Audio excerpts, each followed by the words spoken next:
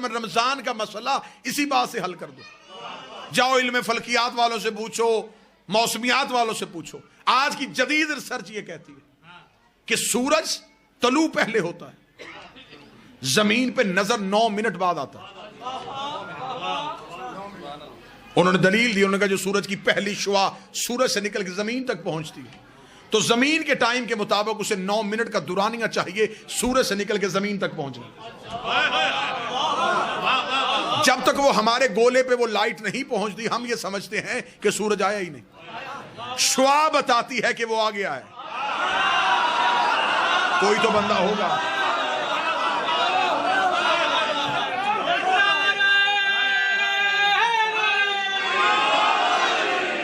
यकीनन मैं मिंबर पे झूठ नहीं, मैं समझ रहा था मजाफात है, मुझे अवामी सतह पे बात करनी है। मेरे इन 2 इज्जत वाले सादात ने मुझे बताया कि इसे अमूमी सतह ना समझिएगा, ये मखसूस लोग हैं जिन्होंने कदीमी उलमा को समात किया हुआ, लिहाजा आपकी समातों के इस म्यार को समझते हुए मैंने गुफ्तगू इस सतह पे की। उन्होंने कहा सूरज से निकलती हर 9 मिनट बाद आती है। 9 मिनट तक दुनिया में अंधेरा रहता है क्योंकि शुआ नहीं पहुंची। शुआ सूरज की दलील है, दलील ही को अरबी में हुज्जत कहते हैं।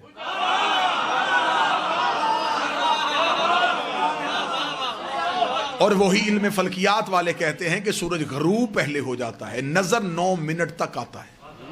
इस वजह से कि वो जो शुआ जमीन पे होती हैं उन शुआओं को वापस सूरज तक पहुंचने के लिए 9 मिनट का टाइम चाहिए।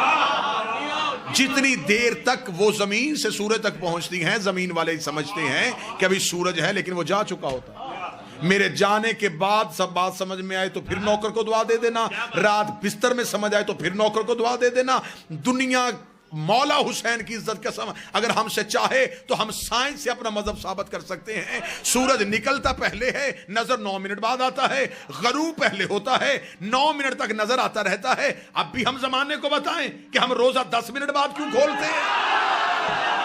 हाय हाय,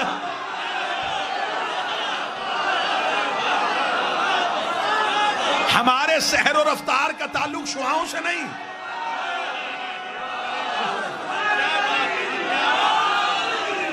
हमारे सहर और रफ्तार का ताल्लुक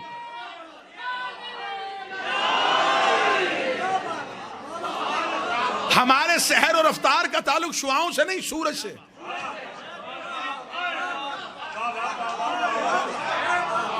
जब साइंस कह रही है कि 10 मिनट पहले और 10 मिनट बाद गरूब होता है तो फिर 10 मिनट का फलसफा तो हमने साइंस से साबित कर दिया। ये इंतहाई एक जाहिलाना सी सोच जमाने को बताई जाती है। मेरे अहले सुन्नत भाई तशरीफ फरमाए, पैगाम उन तक ये पहुंचाया जाता है रोजा खोलने में जल्दी करनी चाहिए इसलिए कि रोजा मकरूह हो जाता है।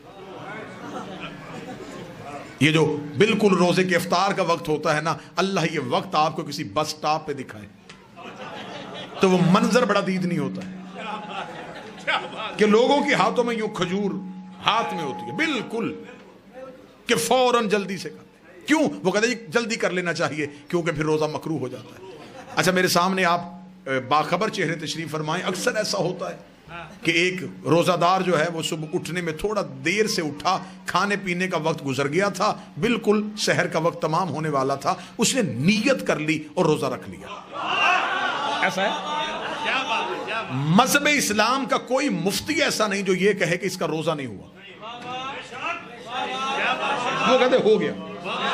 इसे हमारी जुबान में जो हमारा इलाका है उसकी तहजीब के मुताबिक इसको एक लफ्ज कहा जाता है 8 पैरा रोजा। अब पता नहीं आपके यहाँ कौन सा लफ्ज बोला जाता है, हमारे यहाँ कहा जाता है 8 पैरा रोजा जो बगैर खाए पिए रखा जाए, बल्कि मौलवी कहते हैं मस्जिदों वाले कि इसकी ज्यादा फजीलत है क्योंकि ये बगैर खाए पिए रखा। अच्छा, बगैर खाए पिए रखा हो गया, जो रोजा बगैर खाए पिए रखा जा सकता है बगैर खाए पिए खोला क्यों नहीं जा सकता?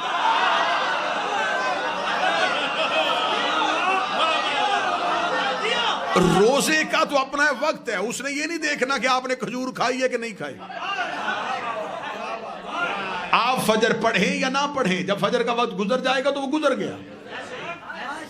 इबादत जो होती हैं ये इंसान की मोहताज नहीं होती, इंसान इबादत का मोहताज है। लेकिन ये सारी मनफी सोचें इसलिए आई कि जब दीन वारिसों से छोड़ के अपने जैसों से लोगे तो फिर यही हालत हो। लिहाजा जो बात मैं आप तक पहुंचा रहा था, बगैर इनके अल्लाह समझ में नहीं आ सकता। ये रमजान का महीना वो है जिसमें गुनाहगार भी अल्लाह के करीब होने की कोशिश करते हैं। क्या कहा जाता है उसमें सही साहब कि नियत की जाती है कि 2 रकत नमाज फजर पढ़ता हूं कुर्बतन इल्लल्लाह, रोजा रखता हूं कुर्बतन इल्लल्लाह। हमारे यहां असल में मसला ज्यादा यह है कि अक्सर चीजें जो हैं उनका ताल्लुक जब अरबी जुबान से आ जाता है तो हम उससे बेखबर हो जाते हैं। मसलन नियत की इबादत की कुर्बतन इल्लल्लाह, नमाज पढ़ता हूं कुर्बतन, ये कुर्बतन इल्लल्लाह क्या है?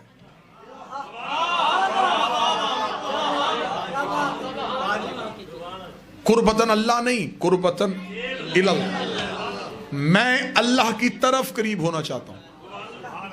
अब आपने मेरी सोचों से ज्यादा दाद दे दी, ये जुमला आप समझिएगा और इसी पे नतीजा दे दूं। इंसान नियत करता है कि मैं अल्लाह की तरफ करीब होना चाहता हूं, अल्लाह के करीब नहीं, अल्लाह की तरफ करीब। जिस शय के आपने करीब होना हो उस शय का किसी एक जगह पे महदूद होना जरूरी है। मसलन मैं कहूं कि ये जो हवा चल रही है मैं इसके करीब होना चाहता हूं, तो हवा तो चारों तरफ चल रही है, मैं किधर करीब हूं? मैं पानी में तैर के कहूं कि मैं पानी के करीब होना चाहता हूं, क्या बात? तो कैसे होगा जब मैं हूं ही पानी में? जब हर जगह अल्लाह ही है तो फिर आप किसके करीब हो रहे हैं?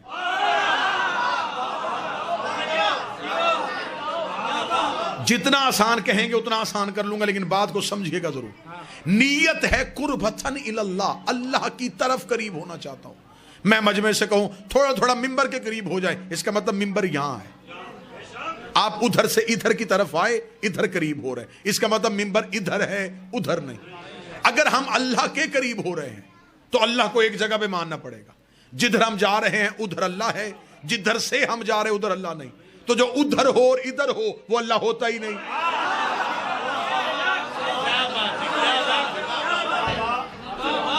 आपको पता भी नहीं चलना और मैं अकीदा आपके कलेजे में रख के वापस आ जाऊंगा। हम अकायद के हवाले से खुद कुछ हमलावर है